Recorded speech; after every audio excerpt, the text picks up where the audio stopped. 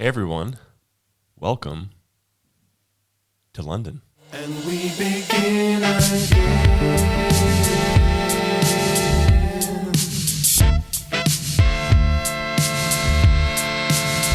I felt the world restart. First of all, before anything, I want to update you guys on our fundraising campaign. Thank you so much for all of you who gave to our campaign. It literally allowed us to come here. And thank you to everyone who's maybe wasn't able to give, but you're praying for us and you're supporting us. That means the world to us because this was a really big leap. Yeah. And definitely the potentiality for loneliness, not just in like people and relationships, but that too. And I think we felt that initially, like right when we first got here.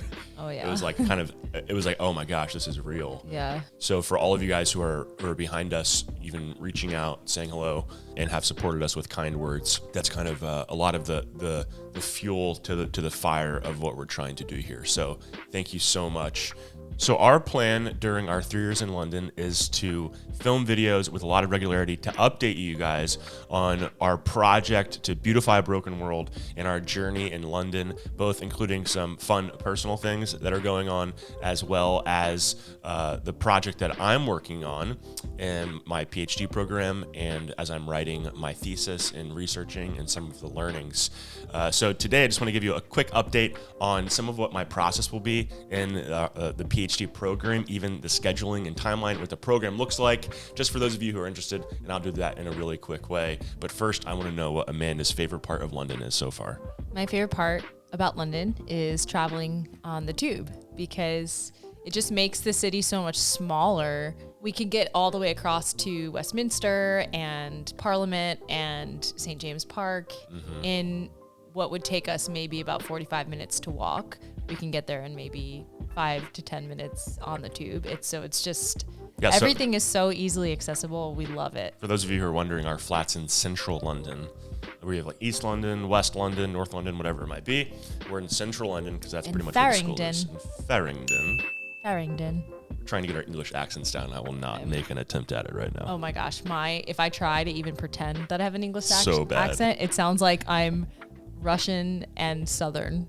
Yeah, so for these first few weeks, we've been spending time just getting logistics figured out, really doing a little bit of touring of our area just to get acquainted and comfortable and find where supermarkets are and get our insurance numbers for, Council tax. Getting our taxes set up. We've just started to get settled in Yeah. and get acquainted with a rhythm of life. And as you know, Amanda's still working full-time as our online campus pastor. I'm doing that part-time, just about 10 hours a week. And then other than that, for myself, I am pretty much spending just all of my time studying. Yep. Going to the library, spending hours a day. So a little bit of context here is I'm a postgraduate research student, which means that I don't have coursework or classes. It's a different PhD model in the UK and a lot of Europe than it is in the US. So it's 3 years. I spend 3 years studying and writing up my thesis. In the US, they call it a dissertation. So now I'm auditing classes, which means just sitting in on classes, doing the readings, but I don't have to actually do the work, and it's free for me since I'm a postgraduate student. And I have theology seminars that I'm going to. Other than that, I meet with my supervisor, I present a plan of study, and then in 3 months, I have my first progress report to see if I'm on the right track or if we need to make like a big shift in my thesis. And then between 9 and 15 months, I have a review before a board, and they essentially see whether or not I have some basic knowledge down for my field, that my thesis makes sense and is compelling, and they have different standards for it. I have to write like 15 to 20,000 words and have a table of contents done for it. And then about 24 months, and in that 9 to 15 month period, I get upgraded to actually being a PhD student. Technically, Upgraded. Interesting.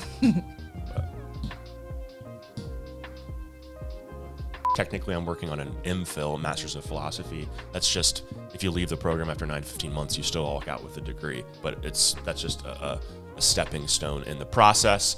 And then in about 24 months or so, if my work is good, I get upgraded to writing up status, which means I'm just spending time writing my thesis, and I've already done all of my study for it, and I'm just putting it all together.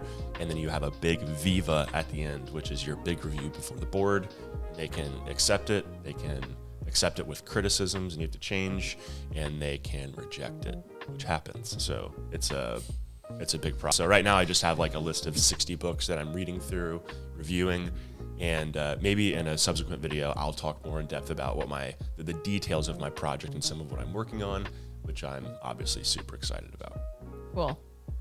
So that's a little bit of an update of kind of where we're at personally, very briefly, and some of my academic studies. If you could keep me in prayer just in this season as I to get the right routines down, to work out the intellectual muscles again after a couple of years, and that the trajectory is a good one and impactful and in alignment with what God has for us. That'd be awesome. And look forward in the next few weeks. We'll have some more videos. I'll have one that talks more specifically about my thesis and the exact project, and we'll have some fun ones that just maybe show our area, and we hope to see you on here soon. Whatever social media you're watching this on, we'll be on YouTube, Instagram, look us up, Facebook, look us up, and we'll keep everyone updated.